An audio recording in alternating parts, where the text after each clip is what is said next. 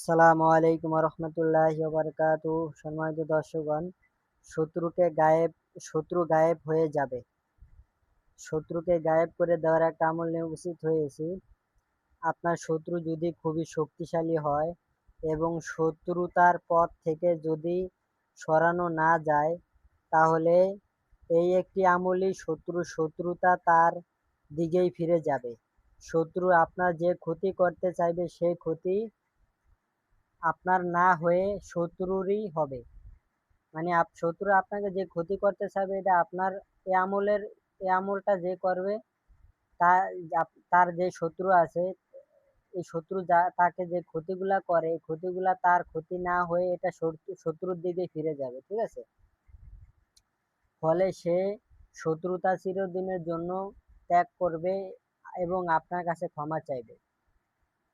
তো সম্মানিত দর্শকগণ, আপনারা যারা এই ভিডিওটা দেখতেছেন, এই আমলের অনুমতি পেতে হলে ভিডিওতে একটা লাইক করে দিবেন, অন্য ভাইদের উপকারের জন্য শেয়ার করবেন, কমেন্টে বলবেন আমি অনুমতি চাই, তো অনুমতি দিয়ে দেব। তো অবশ্যই নিয়মটা সঠিকভাবে ভিডিওটা শুরু থেকে শেষ পর্যন্ত দেখে নিয়ম ভালোভাবে জেনে তারপর আমল করবেন। তো এই আমলটি করার আগে আপনার সাধ্যমতো কিছু দান সৎকার করতে হবে। যারা গরিব আছে, ভিক্ষুক, তাদেরকে আপনার সাধ্যমতো কিছু দান সৎকার করে নেবেন। তারপরে যেই রুমে আমল করবেন ওই রুমটা আপনি 1 সপ্তাহের জন্য সংগ্রহ করে নেবেন, যাতে কেউ ওই রুমের ভিতরে ডিস্টার্ব না করে আমল করার সময়। হ্যাঁ, আমল করার পরে গেলে সমস্যা নাই, তবেও সবসময় যখন আমল করবেন পাক পবিত্র বানিয়ে ওই জায়গাটা মুছে পাক পবিত্র করে ঝাড়ু দিয়ে জায়নামাজ বিছিয়ে তারপর আমল করবেন। ঠিক আছে?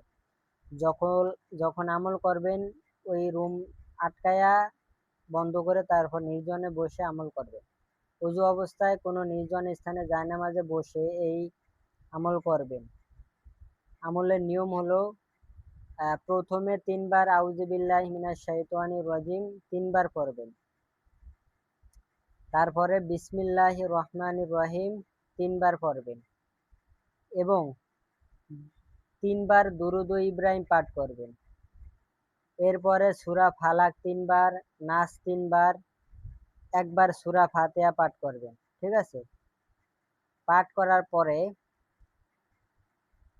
এরপর 100 বার আল কহারু আল জাব্বারু, আল কহারু আল জব্বারু এই দুইটা পড়লে হয় 1 বার। এভাবে 100 বার পড়বেন। যেমন আল কহারু আল জাব্বারু 1 বার, আল কহারু আল জাব্বারু 2 বার।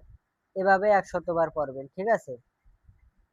পড়ার পরে তারপরে 3 বার সূরা ইখলাস পাঠ করবেন।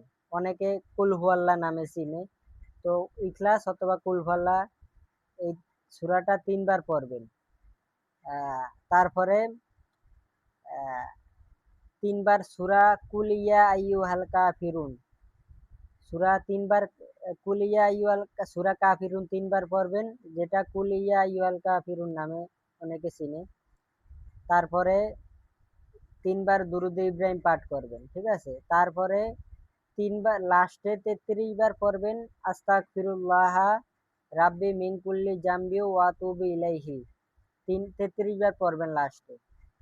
পাঠ করে আল্লাহর কাছে শত্রুর জন্য দোয়া করবেন। ঠিক আছে? আমলের শেষে আল্লাহর কাছে দোয়া করবেন যে, আল্লাহ, আমার যে শত্রু আছে এই শত্রু আমাকে বিভিন্নভাবে পেরেশানি ক্ষতি করতেছে।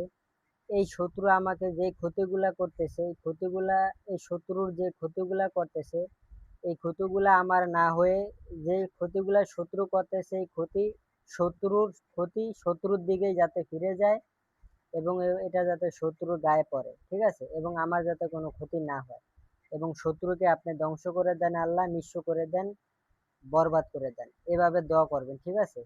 আমলের শেষে টানা 1 সপ্তাহ এই আমল করবেন।